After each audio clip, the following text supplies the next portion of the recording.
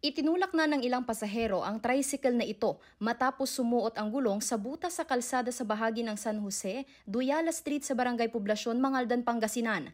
Pahirapan daw ang pagdaan sa lubak-lubak na kalsada. Mas lumalim pa nga raw ang mga butas sa mga nakalipas na araw. Mas maganda sana kung maayos yung daan para hindi sila mahirapan ng dumaan.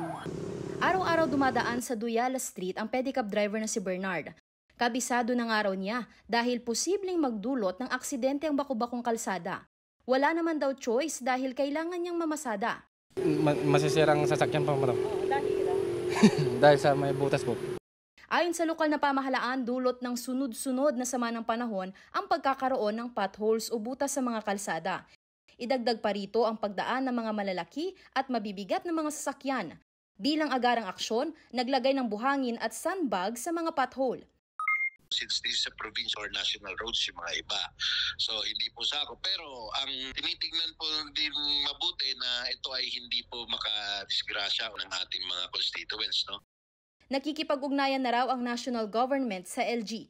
Nangako raw ito na aayusin ang mga pothole sa lugar.